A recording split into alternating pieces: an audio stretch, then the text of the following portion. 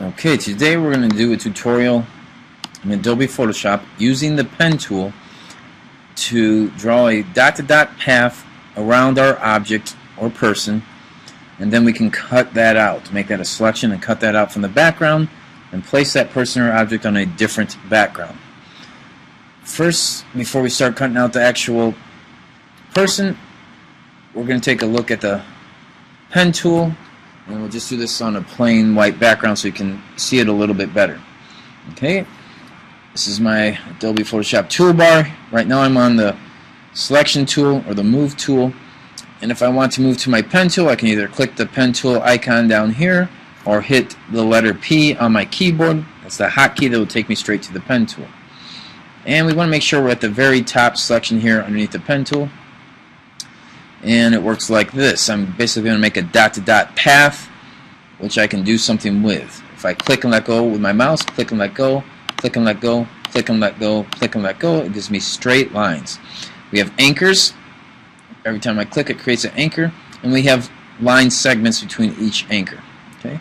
Click, let go for straight lines. If I want a curved line on my path, I hold the click on my mouse, hold down and drag. Click, hold, and drag. Click, hold, and drag. Now we see when we make a curved line, it gives us a line segment and an anchor, but it also gives us two handles here. With these handles, we can come back later and adjust the curve of our line segment by adjusting these handles. We'll do that later. Okay? If I stopped making my path and did something else, and I need to come back and restart my path, I can just click on my previous anchor, just start and keep going. So I'm going to click, drag for a curved line, click, drag for a curved line. Well, what if I want a straight line after that curved line? Well, let me click once. As we see here, when we make a curved line, it brings out these handles, and these handles affect my next line automatically. So if I have a curved line and I want to do a straight line, it's not going to let me. It's going to continue that curve. To get around that, let me undo. Option Command Z, Option Command Z to undo it. Option Command Z. Alright, so I have a curved line, but I want to do a straight line.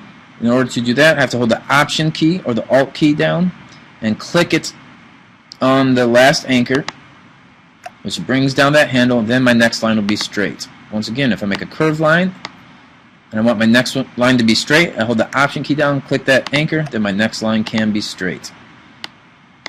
And then if I complete my path by ending up on that original anchor, click there, now I have a complete path and I can do something with it.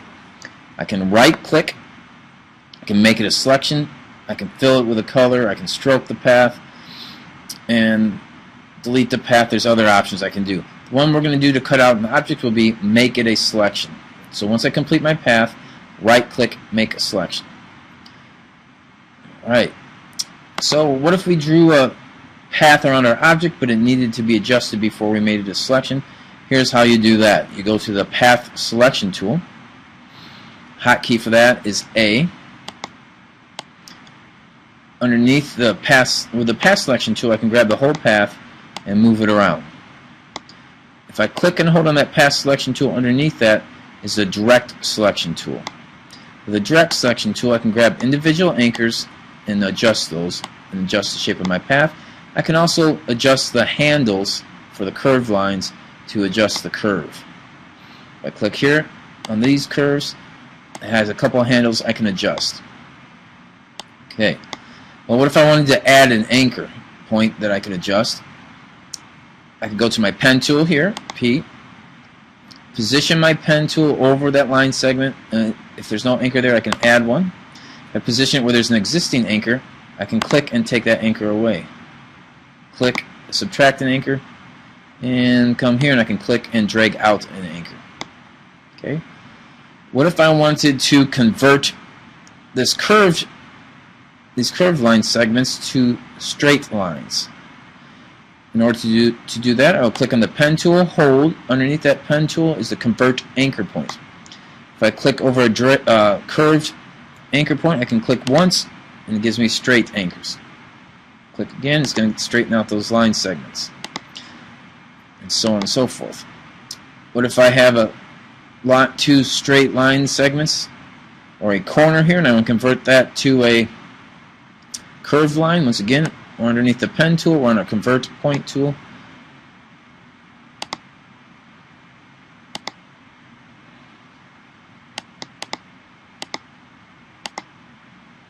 Looks like it's giving me a little bit of a glitch here, and it's not letting me.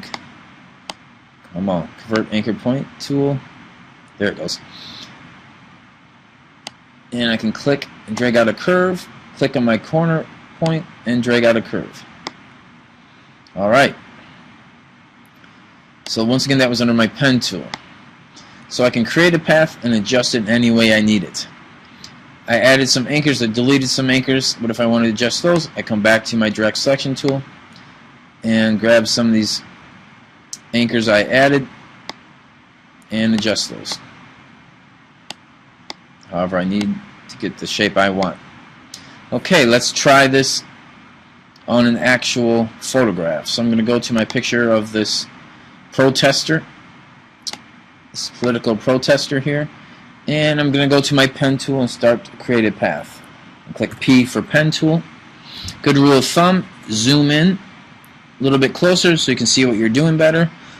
And you should also create the path a couple pixels within your object. If you do it, create your path on the outside of the object, it's going to be hard to clean up. If you're just a couple pixels inside the object, then it's very easy to clean up. Alright, so I'm going to click once for my starting point, go to like the tip of the curve right here, click and drag in the direction I want the line to continue, and that'll give me a nice curve. Click and drag, click, hold, and drag for my curve, click, hold, and drag for a little small curve, click, hold, very small curve. So we don't have to think big, huge curves like this. We can keep it under control, and good rule of thumb, drag your handle in the direction of your next line. So I can click, hold, and drag here, the direction I want to go, so on and so forth. Well, I could accomplish this part with a straight line, so I'm going to click once and let go.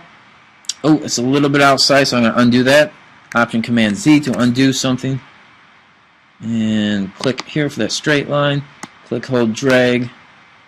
Click and drag. To maneuver around while I'm zoomed in, hold the space bar down. Click my mouse while that space bar is held down, and I can maneuver around.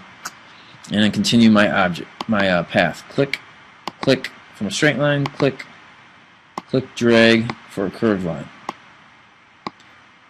And I'm going to speed this up a little just for the sake of time so we can get this completed. Typically, if you're doing this for real, on your own, you would take your time and make it a perfect path. Alright, I just made a curved line there, but I need my next line to be straight, so I could hold the Option key, position it over that last anchor, click once, now my next line will be straight. Click, drag, click, hold, drag, click, hold, drag for the curved lines, and so on. Straight lines, click, let go, click, let go, and I'm still a couple pixels within my object.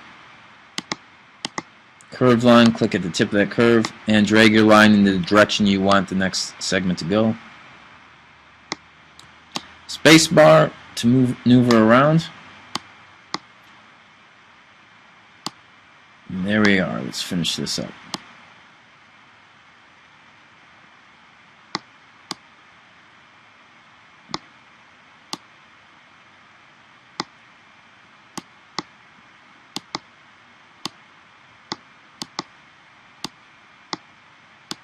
Click, hold, drag. Point of the curve. Click, hold, drag. A little too close to the edge there. Option Command Z to undo it. There we go. Click, hold, drag. Space bar so I can maneuver around. Oops, I forgot to cut out part of her hair here. I want some of this hair in the front, so let me undo a couple steps. Option Command Z, Option Command Z, Option Command Z. There we go. Click, Command Z. Click. Click, hold, drag. Now I can include some of her hair into this selection.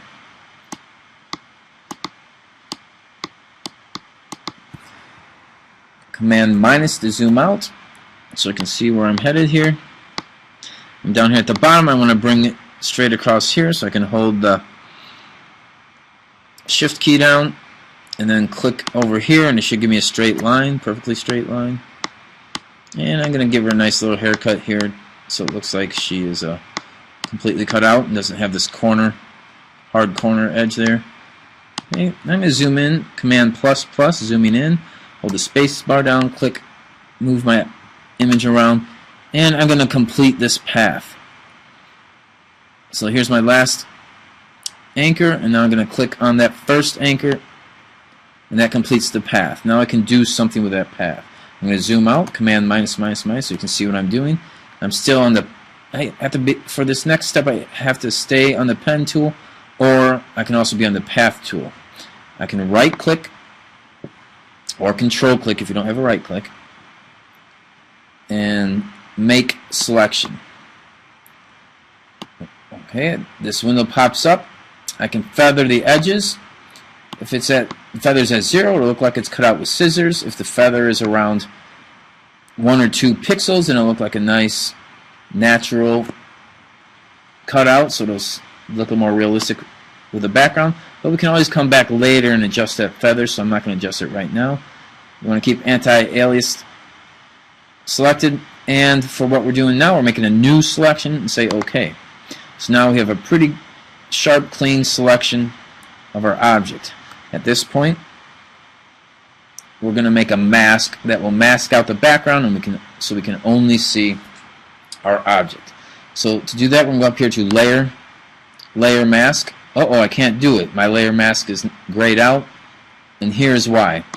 If I look over here in my Layers palette, my Layers window, I can see that my original layer was locked. Whenever you open an image for the first time in Photoshop, it's automatically locked. To unlock that, I just have to double click in the blue area and say OK, and that unlocks it. Now I can go to my Layer, Layer Mask, Reveal Selection, and there you go. My protester here is cut out. With this checkerboard background means it's a clear or empty background. Now what I can do is either bring a background from another image behind my protester here, or a good rule of thumb is to have another file and make File, New. This one I'm going to make it about 20 inches wide and 16 inches high. I want to make sure it's at 300 pixels per inch. Use either RGB or CMYK. For what we're doing, RGB works good. And say OK. So I have this new file. And instead of building on that image file, I'm going to drag my image, my selected out image, into this new blank file. So I can come back to my other image, click on her, drag her over to this file, and let go. Now she's on this image here. That gives me plenty of room to work with. I can bring in other backgrounds. Okay, so there's my protester ready to protest. Before I go any further, a good rule of thumb is I should save this. So I'm going to File, Save As, and I'm going to find my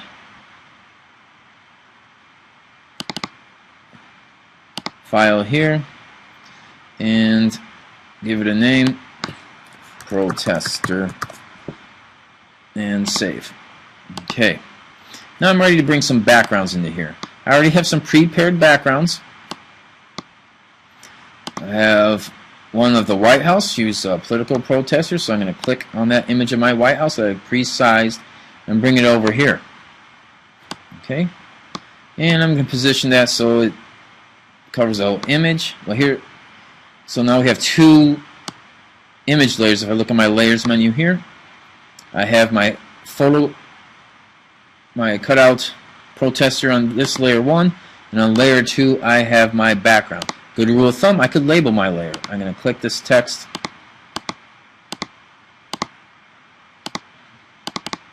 double click that text, and I can label this protester. I can double click this text and label this White House. Okay, obvious problem, the White House is on top of my protester layer, so I can just grab this layer and drag it underneath my protester layer. And there she is, protesting at the White House. Okay.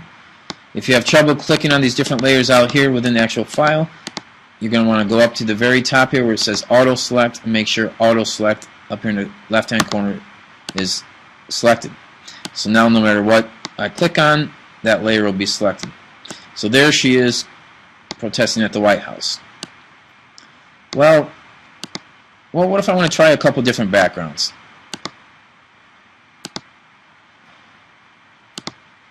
Let me close some of these other files here. You can see some of the other backgrounds I have. Well, she's going to protest out in the desert for some reason. I don't know why. She's protesting something. So again, I can drag that prepared background into my file and drag that behind my protester. There she is. Oh, that background doesn't quite cover it. Oh, there it goes. Now it's fitting in there good. So now she's protesting in the desert. Close that file. And, well, I may have her protest out in outer space, protest aliens or something, so let me click on here, drag it into this file, and let go. Now she is protesting in outer space. Cool thing about this in Photoshop, here's my layers window. If your layers window isn't open, you can always go window, layers. And I have 3 different backdrops behind my protester. So I can compare them quickly by making certain layers invisible. I'm going to make my space layer invisible, so there she is in the desert. Make my desert layer invisible, there she is in the White House. Okay, so I could save these all separate versions with my version showing, or say if this was for a client, I could quickly show my client the protester with all these different backgrounds.